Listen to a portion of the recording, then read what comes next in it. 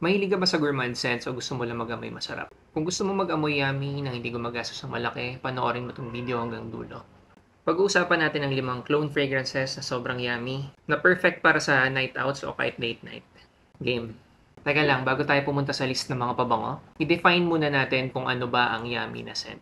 Normally kapag sinabing yummy, gourmand scent ito. Sweet, creamy o amoy dessert. Yung parang nakakatakam kagatin o kainin.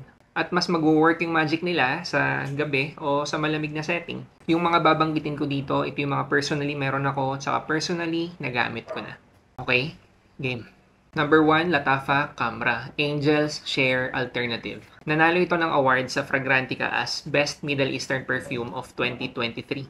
Grabe sa hype to pero deserve naman.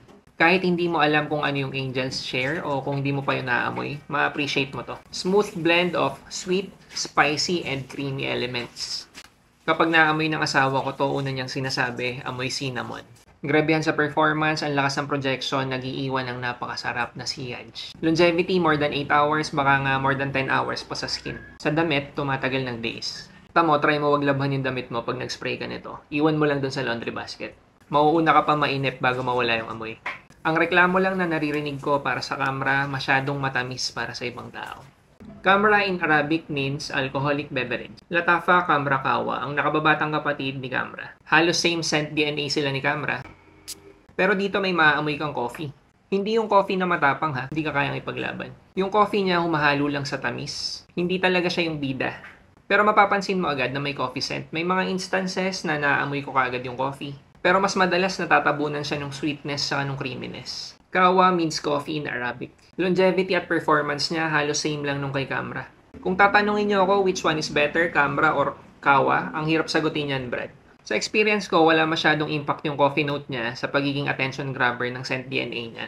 Pareho lang si Camra at saka si Kawa na nagtatawag talaga ng atensyon. Pero kung ako pipili, kay OG Camra ako. Personal preference. Oo nga pala, naglipa na yung mga fakes ng Camra saka Neto. So ingat, wag magpapadala sa sobrang babang presyo. Bumili ka lang sa reputable tsaka sa mapagkakatiwalaang seller. Ano yung sinabi mo kanina na amoy mo? Cookies. Butter cookies. Ano yung butter cookies? Yung, amoy butter cookie siya, ganun. Ano pagkakaiba niya sa normal na cookies, yung chocolate cookies? Diba, alam mo naman yung amoy ng butter eh, parang creamy, masarap na... Basta cookies, butter. Butter. Nag-spray ako kanina, nag-record ako. Thank you. Sabi niya, amoy butter cookies. Galing siya dun sa CR. Tapos, yun. Ito yun eh. So, amoy butter cookies daw. Camra Kawa. Lattafa The Kingdom, alternative to JPG Lemal Elixir. Lavender and mint combo sa initial spray. Vanilla and tonka bean naman from mid to dry down. Solid ang performance, projection at longevity, grabe. Isa na to sa paborito kong alternatives. Kung 9pm is to Ultra Male, The Kingdom is to Lemal Elixir. Ganon ka-quality yung amoy ng juice niya. Sulit sa presyo, grabe yung quality. Kapag hindi ka pa nasabihang yummy dito, ewan ko na lang. Lemal Elixir na yan. Pabango ng malalande. Lattafa Assad Bourbon. Putsa, Lattafa na naman. Paano ba ginagawa ni Lattafa yung ganito?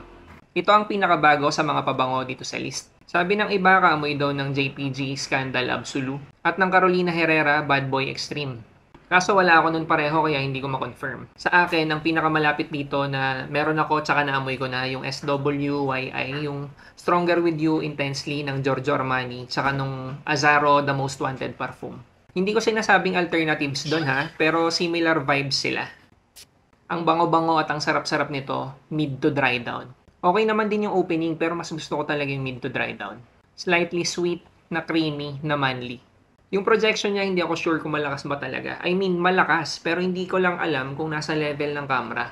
Pag sinabi mo kasi nasa level ng camera yung projection, ibig sabihin nun, malakas talaga. Pero yung longevity niya, sure ako na sobrang tagal. As in, sobrang tagal. Paris Corner Taskin Caramel Cascade. Alternative to Bianco Latte. Dito. Uunahan na kita, hindi ito ang best alternative para sa Bianco Latte. Pero sobrang mahal kasi nung isa, yung Lattafa Eclair. Chinek ko yung presyo ngayon eh, nasa 4,800. Pataas ang isang bote. Itong Caramel Cascade, less than 2,000. Less than 1,500 pa nga sa iba.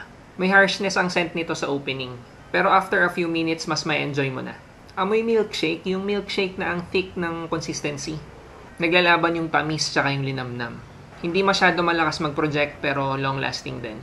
Sa lahat ng nandito sa list, ito lang yung leaning towards feminine talaga. Kung gusto mo mag-amoy yummy na hindi gumagastos ng malaki, alin dito sa listahan na to yung mga susubukan mo. Ilagay mo sa comment section.